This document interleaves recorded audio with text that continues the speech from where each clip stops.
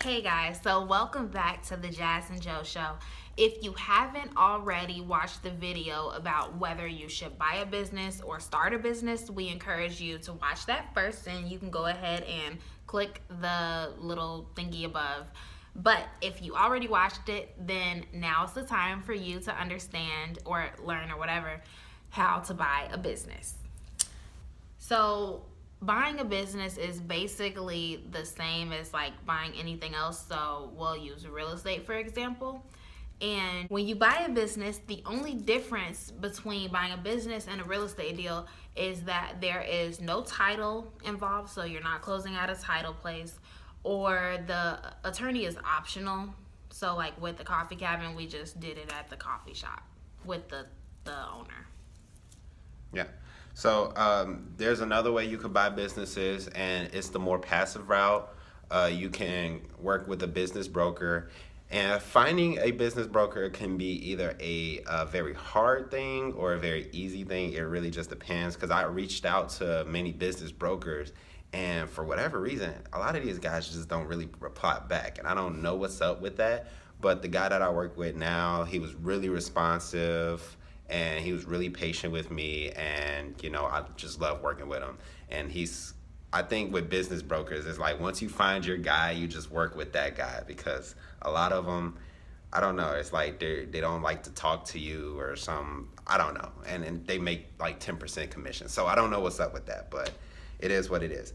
But once you find a good business broker that you want to work with, make sure that you interview them. See how long they've been doing it, what type of businesses have they closed, and what their experiences were. It's really just a learning process. You want to learn about them as a person and what they do as a business. And not only that, you want to also let them interview you. So when you want to buy a business, don't tell somebody that you just want to buy any business that makes money, because that is not a great criteria, because It's everything. yeah, that's like everything. The guy wouldn't know what he was looking for, and that's almost what I got ready to tell the guy that I work with. But I knew that I had to narrow it down, because businesses range from like things like um, uh, people that go to aircraft school, like that learn how to fly planes. That's a business, and my guy actually sold one of those, and now he's selling a salon. So those aren't even in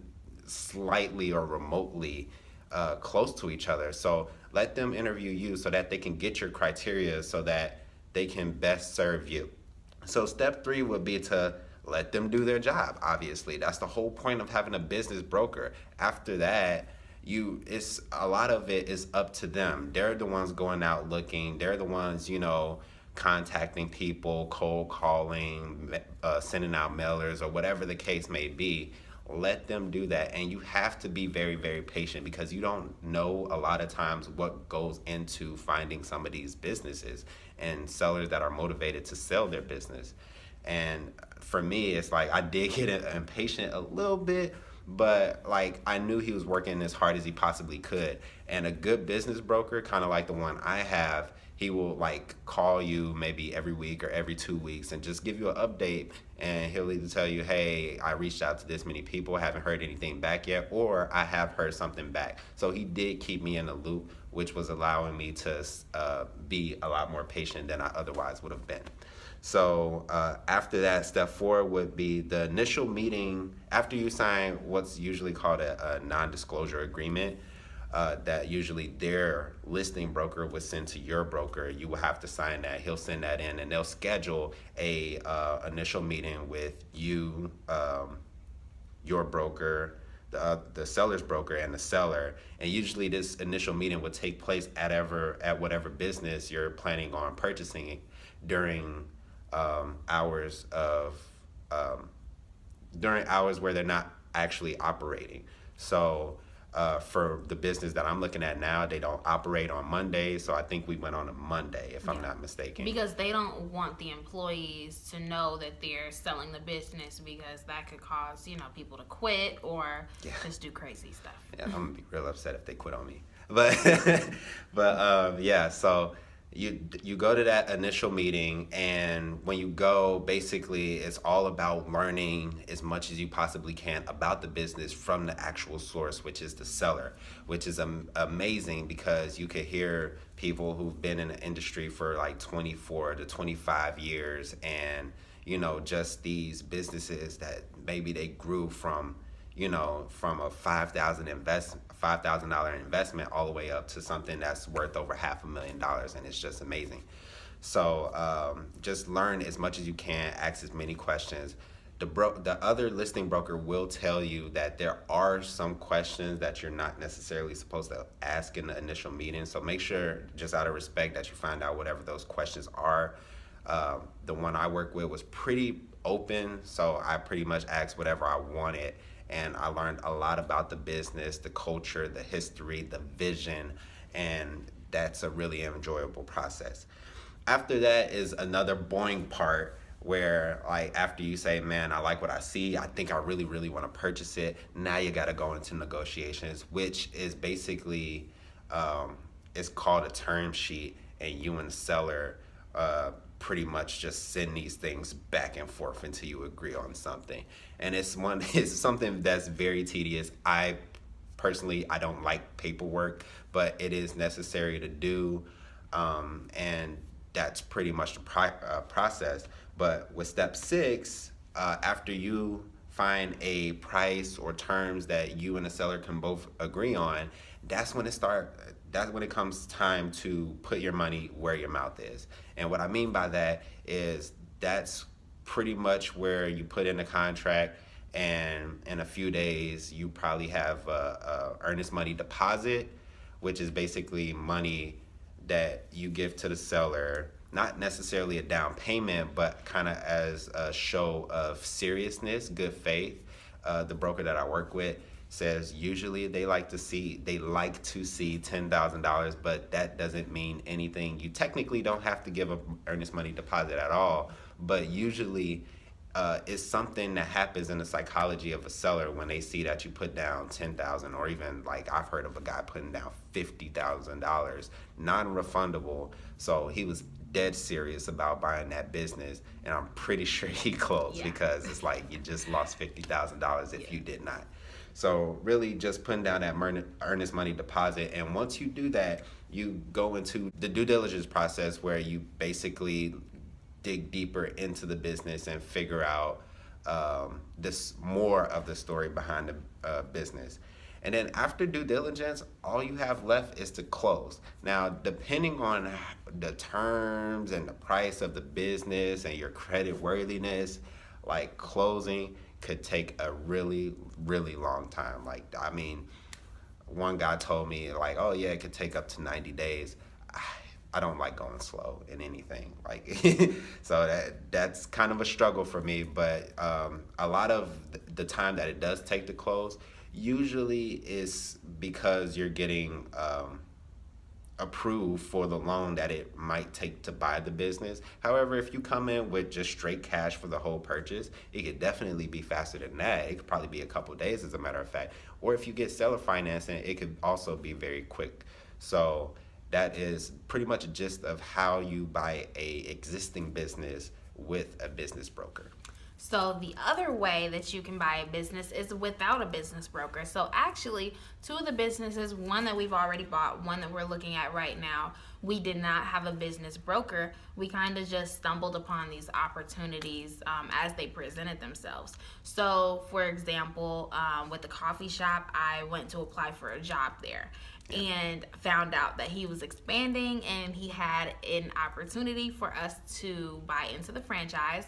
And then the second guy with the gym franchises, we met him at a business conference, and I saw that he was starting up his franchise as well. So we just reached out to those people. We formed a relationship. So really, it was like skipping all of the steps that Joe just told you about and going straight to the due diligence while you're forming the relationship with this owner or seller.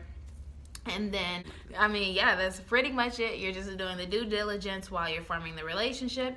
And then you're keeping them updated on how you're going to finance, whether that's traditionally through the SBA, seller financing, which we encourage you to make sure you ask for seller financing if you're buying a business or if you're just bringing in cash. And then it's pretty much just the quick close. I mean, you can close at the business, you can close anywhere.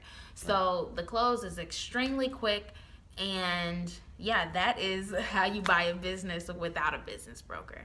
So now we want to go into things that you should look for while you're doing your due diligence for a business. Yeah, so some of the things you want to look for is you want tax returns, obviously, to see exactly what went out, what came in to the business, and you also want a balance sheet. So what's their assets versus their liabilities? Maybe a P&L statement. Usually, if you have a tax return, you don't necessarily need a profit and loss statement, but it still helps to have. But you do want that itemized report to know what exactly you're spending money on. Right, exactly. So that's kind of the balance sheet, the profit and loss, and a tax statement are all things that you kind of look at to see the financial wherewithal of the business, to see, like, is it profiting, you know, what are the assets worth, does it not have any assets, you know, whatever it may be. It's pretty much the numbers part of the business. However, I will tell everybody that a business is just way more than just the numbers.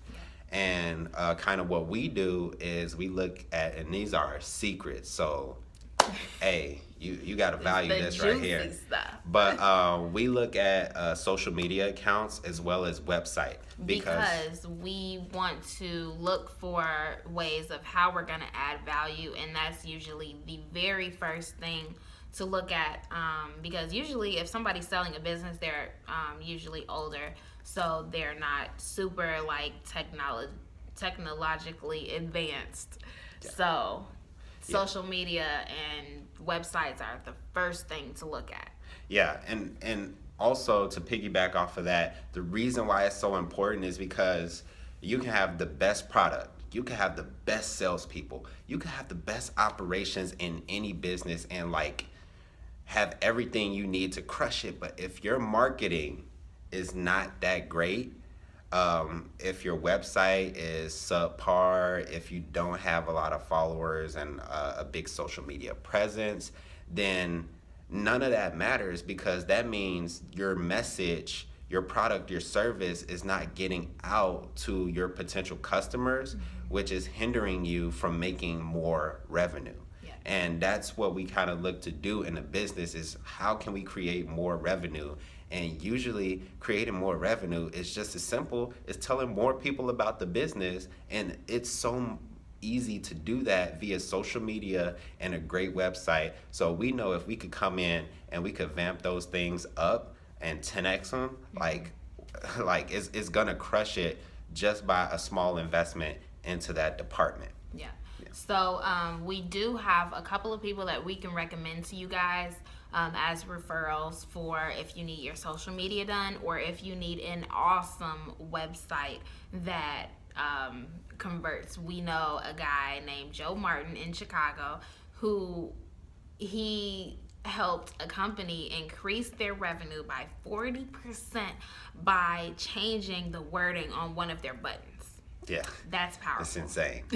But it's real. So make sure you invest in marketing. Yes. And then another value add is maximizing the square footage of the space. So for example, the salons that we're looking at, they have offices inside of them.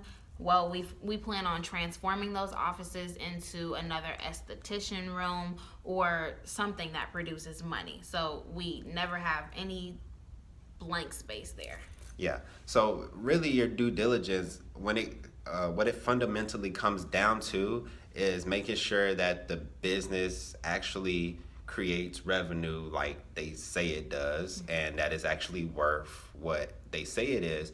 But during your due diligence, you're also looking for how can I add value to this business? And you notice we say both of those things because really having a plan in place is part of the due diligence. You don't want to just buy a business and like say, all right, what am I gonna do with it? Because I mean, I guess you could, but you'll only make the same amount of money, if not less, than what the prior seller made. And what we've noticed is that some of these sellers love their businesses so much that they just don't want to hear that you're going to buy it and then just sit back. They want to hear, all right, how are you going to expand the legacy that I've already created? And that's one thing I told the seller. Like, I'm like, look, I do want to buy it. That's without a doubt. But I also want to invest in it. And these are some of the things that I want to do to make sure that your business, your baby pretty much is taken care of and is in good hands, and that it'll continue to grow in your absence. Yeah. So that wraps it up. That is how you buy a business, people. And if you have any questions for us, feel free to comment or send us an email, or even give us a call, and we'll be more than happy to help you guys. Make sure you subscribe, make sure you like this video, and make sure you share it with everyone, because everybody needs wealth. So thank you so much for watching, and we'll see you next time. Later.